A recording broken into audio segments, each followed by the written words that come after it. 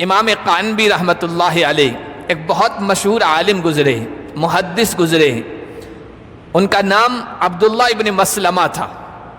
کتنے بڑے عالم محدث ہیں، آپ اس سے اندازہ لگائیے کہ امام بخاری ان سے روایت لیتے ہیں، امام مسلم ان سے روایت لیتے ہیں، بڑے بڑے جو علماء تھے، محدثین تھے، وہ یہ کہتے ہوئے فخر محسوس کرتے ہیں کہ ہم قعنبی کے شاگرد ہیں، امام قعنبی کے شاگرد ہیں۔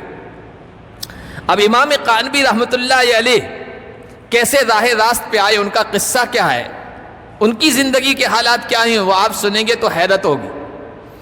محمد ابن مسلمہ یعنی امام قعنبی رحمۃ اللہ علیہ اپنے شروع کے دور میں جب وہ علم کی طرف نہیں آئے تھے، دین کی طرف نہیں آئے تھے، نیکی کی طرف نہیں آئے تھے، نوجوان تھے، اور ان کی جو منڈلی تھی، جو دوستی تھی، جو احباب تھے، وہ بھی نوجوان اور اوباش قسم کے نوجوان۔ ہر محلے میں، ہر علاقے میں ایسے ہی لوگوں کی ٹولی بنی ہوتی ہے، اوباش قسم کے لڑکوں کی۔ تو امام قعنبی کی جو دوستی تھی وہ اوباش قسم کے نوجوانوں سے، آزاد منش لوگوں سے، اور بڑے نشے کرنے والے آدمی تھے۔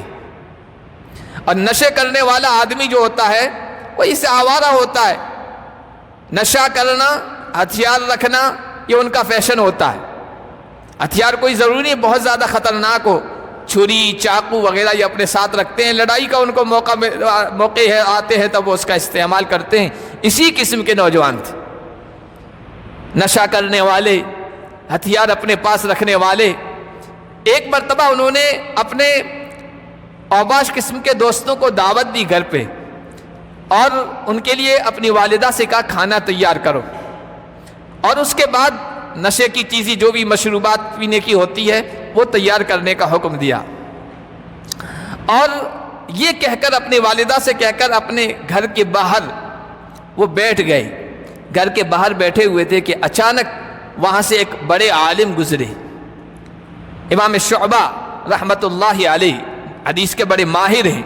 وہ اپنے سواری پر سوار تھے، گدھا تھا یا گھوڑا تھا جو بھی تھا اس پر سوار تھے، اور پیچھے ان کے شاگردوں کی بھیڑ تھی، جا رہے تھے۔ اب یہ قعنبی وہاں بیٹھے ہوئے ہیں، انہوں نے دیکھا کہ ایک آدمی جا رہا، اس کے پیچھے اتنی بھیڑ ہے، اتنا ہجوم، اتنا رش ہے، تو پوچھا کہ من ھذا، یہ کون ہے؟ تو ان سے کہا گیا ھذا شعبہ امیر المؤمنین فی الحدیث، یہ حدیث کے بڑے ماہر عالم امام شعبہ ہیں۔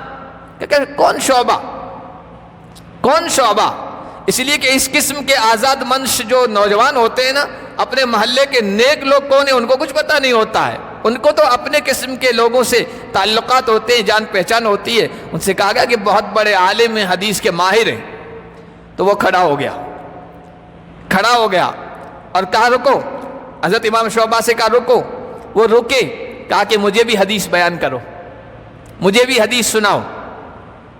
تو چونکہ اس کی کیفیت، اس کی حالت ایسی تھی اس وقت کہ حضرت امام شعبہ نے کہا کہ تم ان لوگوں میں سے نہیں ہو جن کو میں حدیث کا درس دوں اور حدیث بتاؤں۔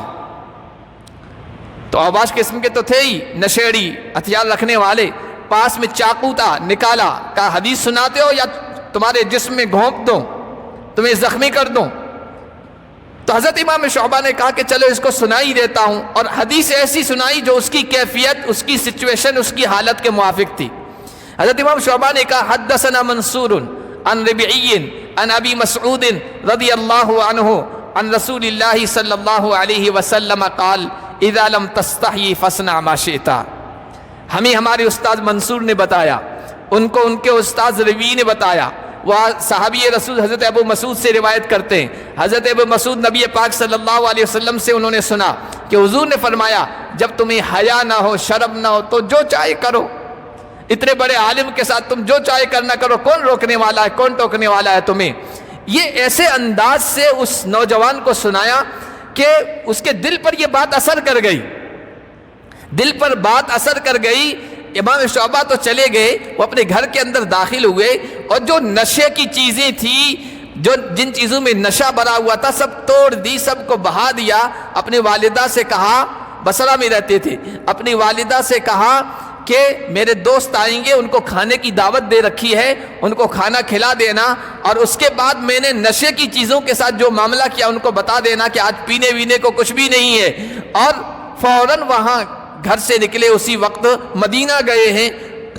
مدینے میں اس وقت حضرت امام مالک رحمت اللہ علیہ تھے، ان کا درس لگتا تھا، حدیث پڑھایا کرتے تھے، ان کے ساتھ ایک لمبی مدت تک رہے، علم حدیث سیکھا، اور پھر واپس بصرہ آئے۔